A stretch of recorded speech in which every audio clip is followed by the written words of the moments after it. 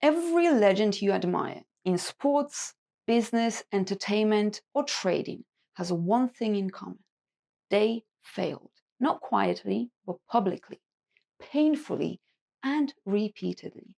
And if you are in drawdown right now on your trading accounts, or if you blew a challenge, if you're rebuilding your confidence, this message is for you and you need to hear it today.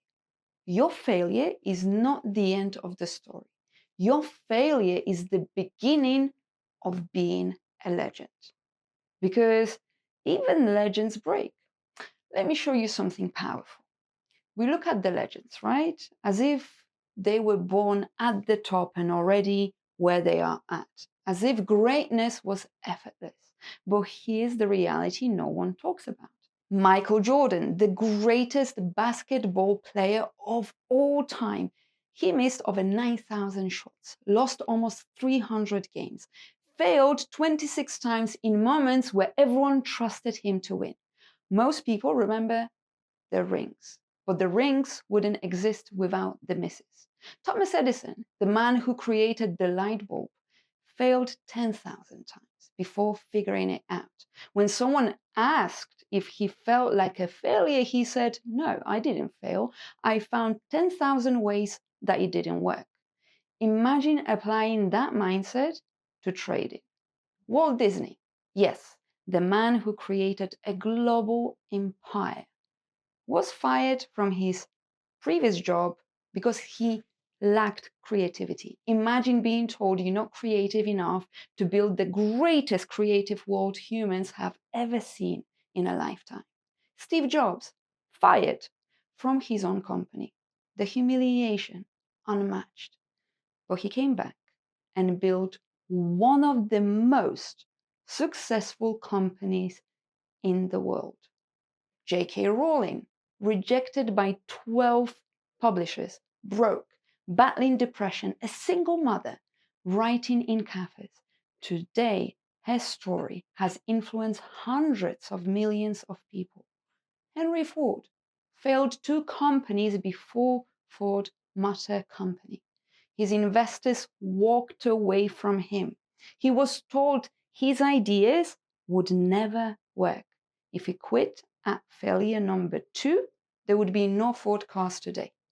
Babe Ruth, most home runs in history, but also the most strikeouts, because the people who break records are the same people who are not afraid of breaking down. Oprah Winfrey, fired for being unfit for TV. Now, she's one of the most powerful figures in media history. I could go on.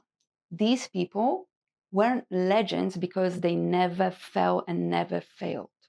They became legends because they never stopped when they fell and when they failed. So let's talk about the psychology of falling and failing. Let's bring this back to trading. Your biggest enemy is not the market.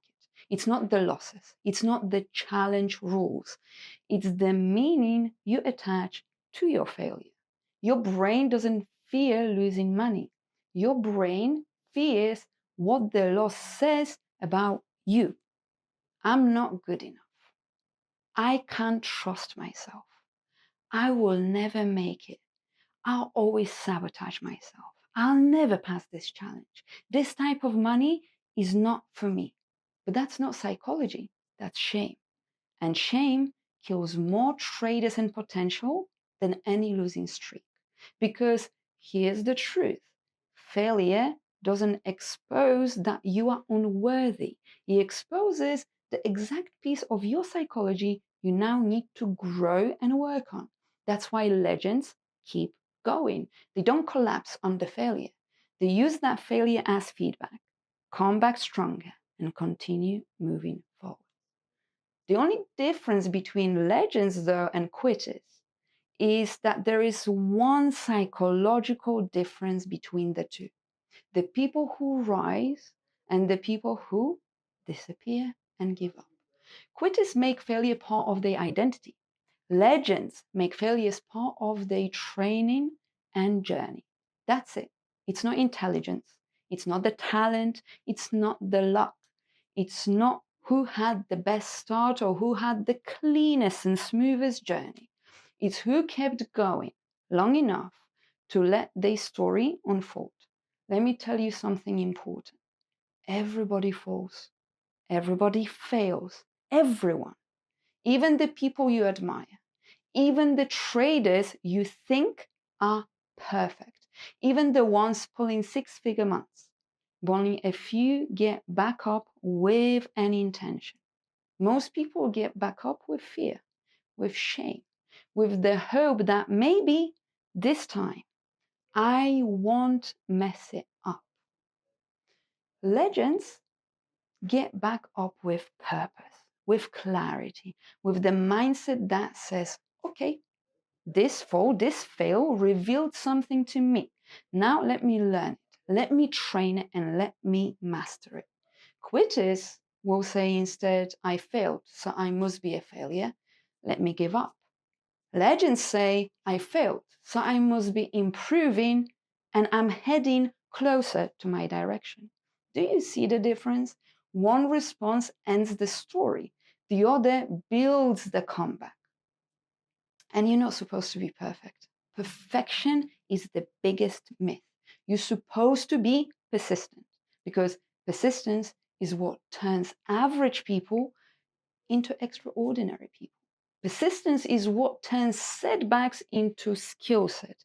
Persistence is what takes you from being emotional to disciplined, from chaotic to consistent, from doubting yourself to trusting yourself and trusting your process. When you look at your trading journey and the pain you've been through, don't ask yourself, why did this happen to me? Not again. Instead, ask yourself, what am I willing to become because of it? Because this is exposing what I need to work on. Because every fall contains a version of you that's more patient, that's more grounded, that's more structured, that's more emotionally stable and more resilient. And the only way you meet that version is by refusing, absolutely refusing, to let the fall be the final chapter of your story. You don't need to rise fast. You just need to rise again. Remember, legends aren't the ones who never failed. Legends are the ones who were too stubborn to stay down. And they got back up and continued moving forward. So how to rise again as a trader?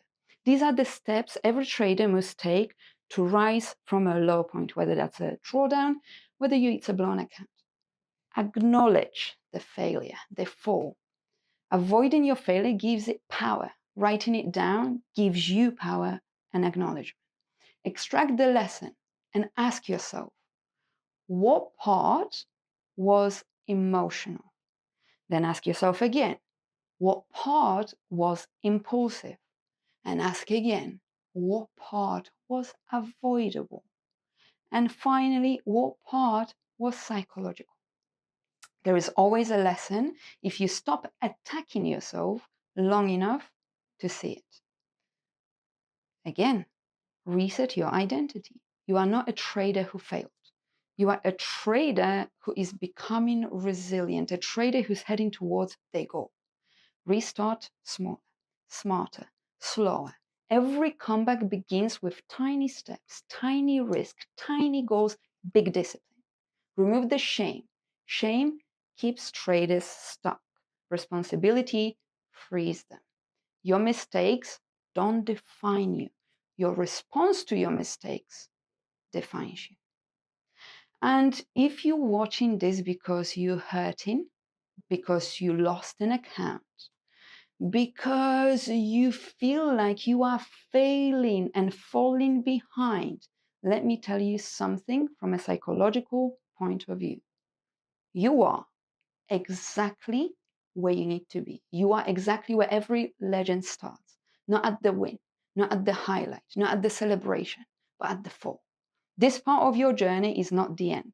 This is the beginning of the version of you that people will call resilient, that people will call disciplined, that people will call unstoppable.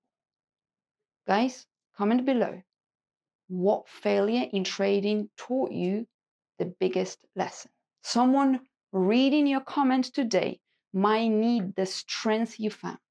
And I'll see you next Friday for another trading psychology series here at Funding Pips. And do not miss out on the Beyond the Chart series that we have on every Sunday to learn about how the economic events move the markets. And of course, every Wednesday we have our success story with traders like yourself telling us about the start of their journey, about their failures, fallings, and how they had arrived at this point of success. Because remember, you could be next. Where success meets psychology in Paulina's way. Strengthen your mindset every week.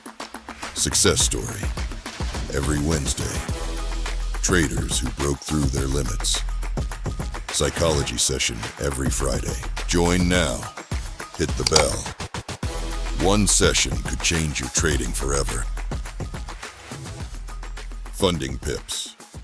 Built by traders for traders.